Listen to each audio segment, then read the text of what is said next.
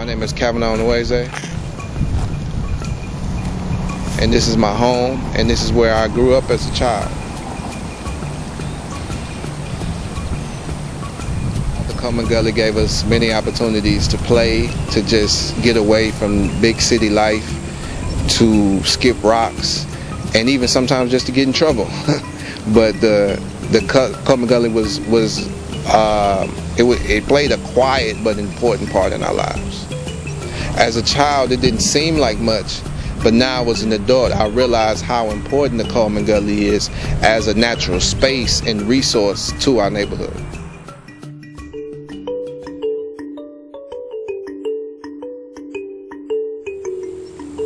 The gully today, it looks like a drainage ditch.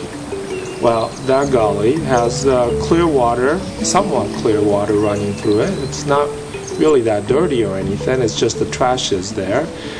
It does not have a bridge structure, it has a so-called covered structure, and it has a little tiny concrete wall on either side. And nobody will recognize it as a river. Most people would just simply recognize as a drainage ditch. And the difference between the river and the ditch is where the trash goes, and the river is where the clean, clear water runs through it. If you were to see Kuhlman Gully as it is today, I don't think it's something you might stop and regard the condition, but not because it's beautiful, but you'd question why it got to the state that it is now and who's responsible for cleaning it. The gully is one of those invisible places in our community that has a great deal of potential. I think, it was at one time a very beautiful little path of water moving through the neighborhood. So I'm, talking with artists and others who are interested in making these kinds of spaces come alive within different parts of Houston, and I'm looking forward to the transformation. The Kuhlman Gully project is an effort to revitalize this water that goes through the community that currently has a lot of litter.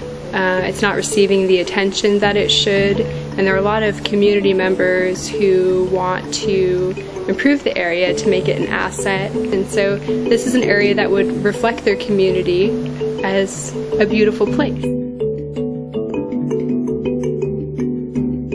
Think about the Kuhlman Gully as a small little part of a big system. That big system is the waterway system, which includes the bayous, the creeks, the ditches, but also things that we not realize are part of the water system, like what's under us, the stormwater lines, or what's on the side of the streets, the stormwater inlets. Now, all these are connected, and there's the word stormwater sewer is actually kind of gives a misnomer because people think, oh, it's a sewer, so it goes to a wastewater treatment plant and all that gets processed, but no, what happens is all this material, all these everything the water picks up goes somewhere. It has to end up somewhere. So it's going to end up in the bayous, it's going to end up in the creeks, and then ultimately it can flow all the way down to Galveston Bay. But throughout that whole process, a lot of these things can pollute, can clog, and can cause flooding. They can cause different algal blooms because there's too many nutrients in the water, and so different issues that can be alleviated just by little things. Really, everything goes back to education.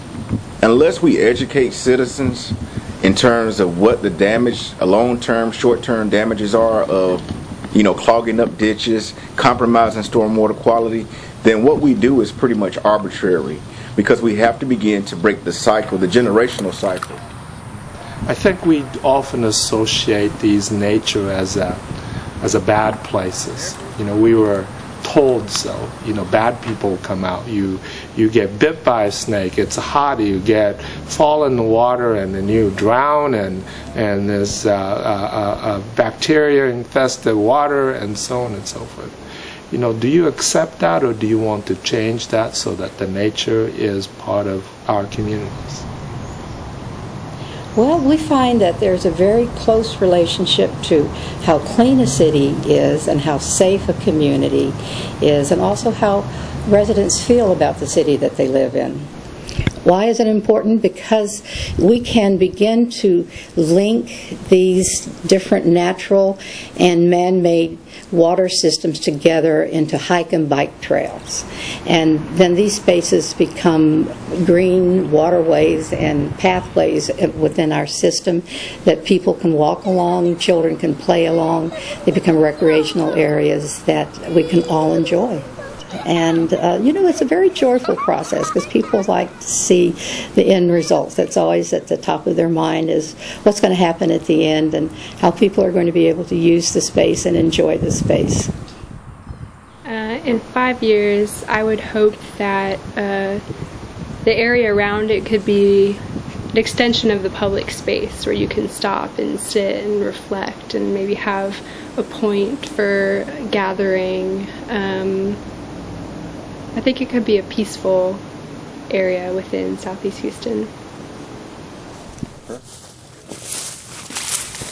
The Kuhlman Gully may seem like a small project in this huge city, but just like this garden, it may be a small project, but it has the potential to make a huge impact. I hope that one day that other children are able to experience the gully in the same ways that I did as a child. And it is going to take us to do something before anything will ever change about it.